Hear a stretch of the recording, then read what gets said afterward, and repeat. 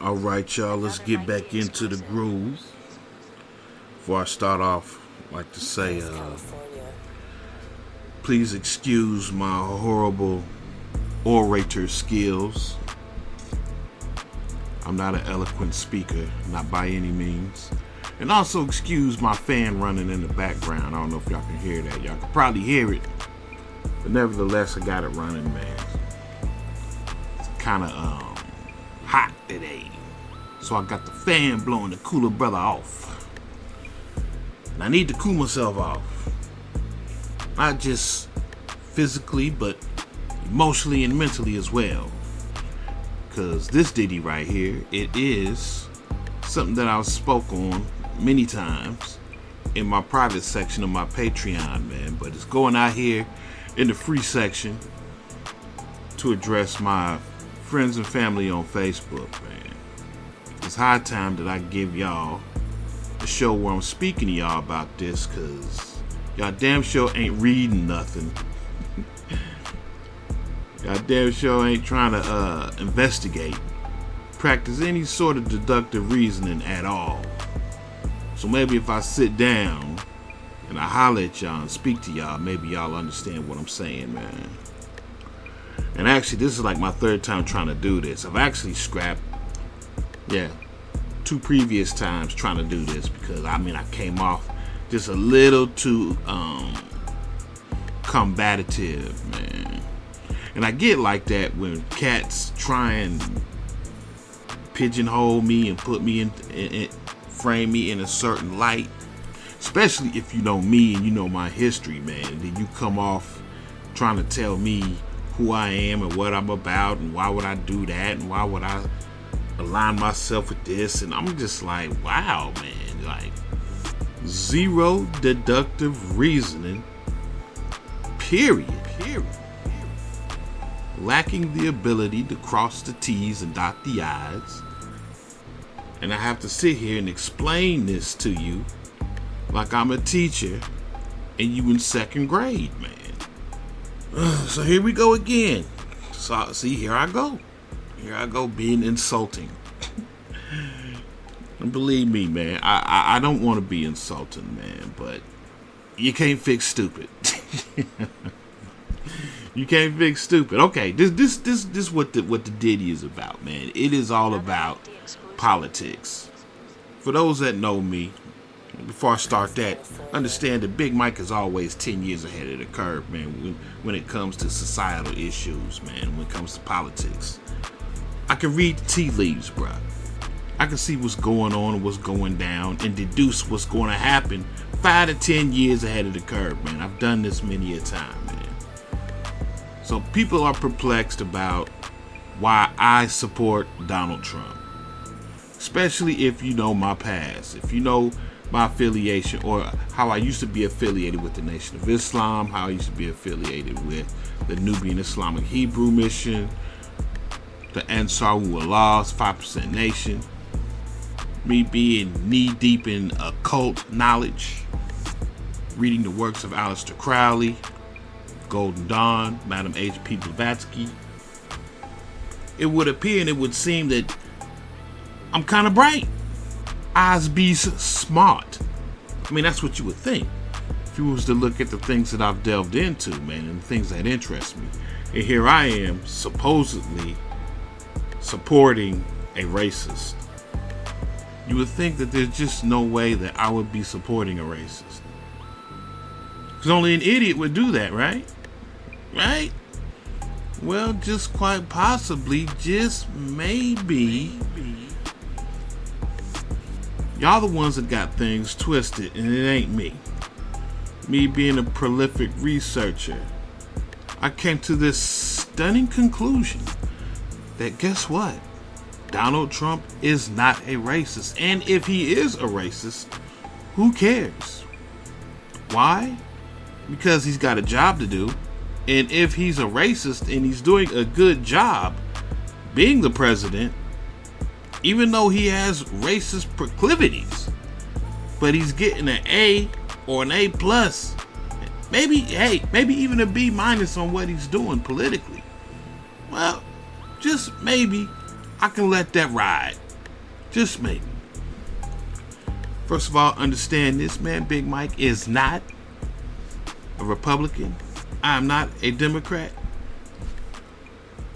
Even though by default, pretty much all black folks are Democrats.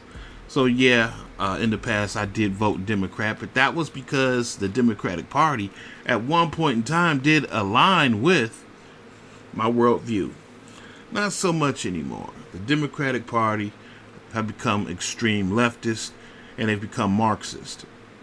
So no, we would not be supporting Marxism. We would not be supporting fascism in any way, shape, or form. We're not going to do that. Big Mike does not vote party. I vote policy. So guess what that means? That means if Donald Trump was a Democrat and he was speaking the things that he was speaking and he was doing the things that he's doing, I would support him. I don't care if he's Republican, don't care if he's a moderate, don't care if he's Democrat, don't care if he's independent. Do I agree with and rock with his policies? Yes, I do. It's only an idiot that goes out there and just strictly votes party just because he's told to vote party. Doesn't have the intelligence to actually look at what individuals in the party are offering as far as policy is concerned. Sadly, this is the modern day Negro. White folks are getting in on this too. They've been dumbed down to the point where they're pretty much doing the same thing that black folks do. Black folks have been told, you are a Democrat, you will vote Democrat. We're going to screw you to the high heavens. But it doesn't matter. Why? Because Negro, we said vote Democrat, thus you shall vote Democrat. Well, y'all know Big Mike. If any of y'all know me, y'all know I got this crazy personality quirk in me, man, that pretty much, I love to buck the system, bro. I love it. I love to put a monkey wrench in things, man. So let me tell you why I supported Donald Trump, okay? Let me do that, right? Because a lot of y'all who hate Donald Trump, you can't really tell me why you hate him. I mean, you tell me you hate him because he's a racist, but can't none of y'all give me any sort of information on telling me why he is a racist. And if he is a racist, how did those racist tendencies bleed into his policies as a president? You can't do that. Remember, I'm a rational individual. I'm all about the research, prolific researcher. That's how I get down. Not based on emotion. All of y'all are basing everything that you're saying about Trump on emotion. You've been programmed not to like him just because they told you just don't like him. But you can't give me a valid reason why you don't like him. You keep saying he's racist, but you're not pointing to any sort of policies that he's implemented that shows definitively without a shadow of a doubt that he is a racist. So let me go ahead and give you a plethora of information that shows and prove that he's not a racist. And if I give you this information and you still think he's a racist, well, I mean, he's doing a pretty bad job of being a racist. He needs to work on that. Okay, me being a corrections officer and seeing a lot of shady, shisty things that happened when I was working 10 years in the joint. Man, I always thought a lot of them brothers did not get a fair shake, man.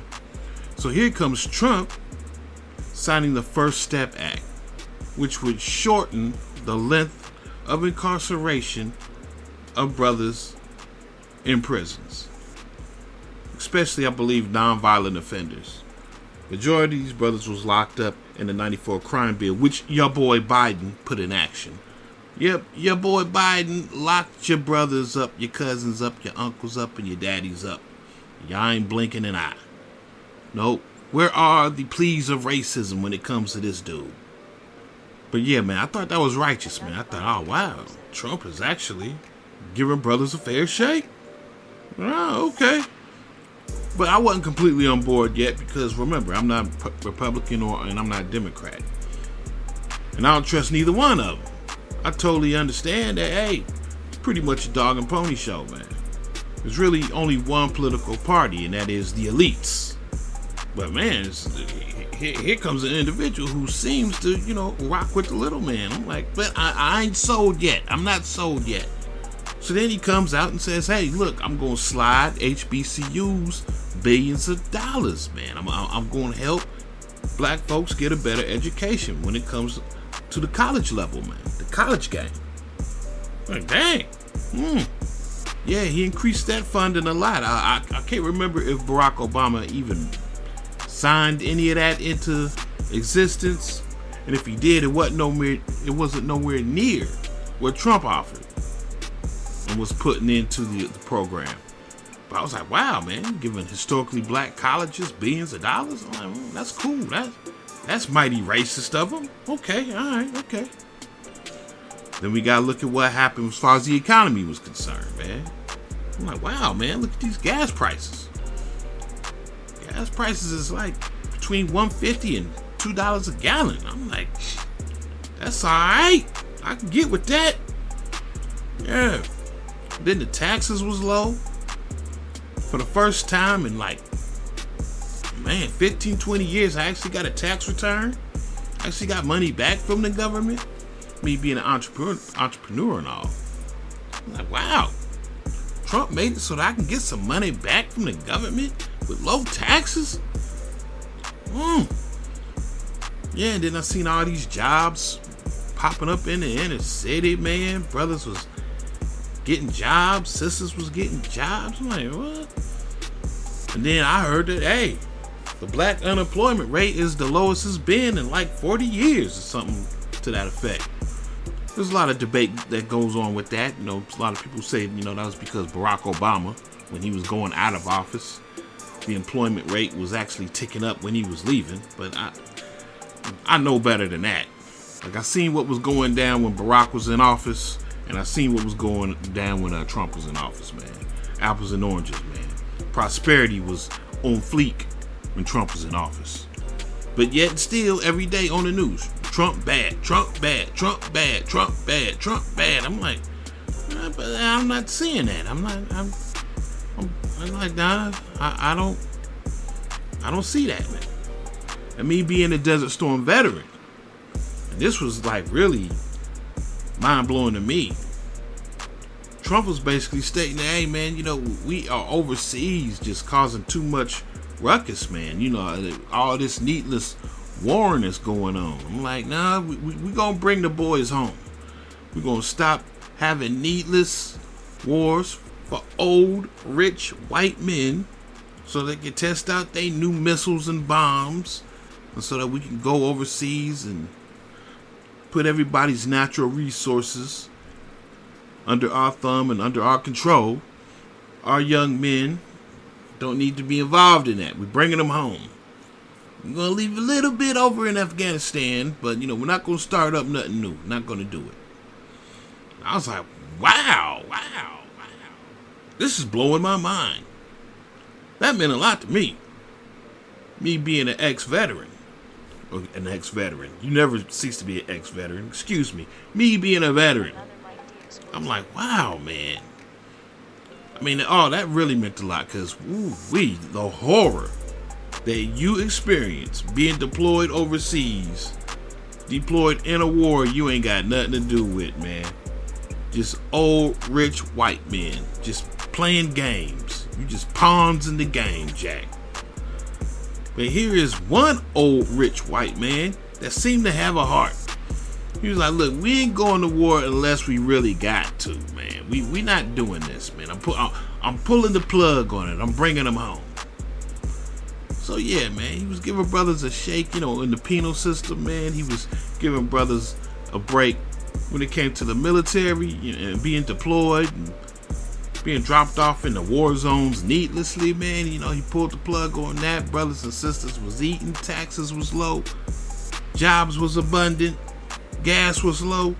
Then he came up with this stuff called opportunity zones. I ain't even gonna lie, I'm not too informed on that, but I'm hearing that was a good thing for brothers as well.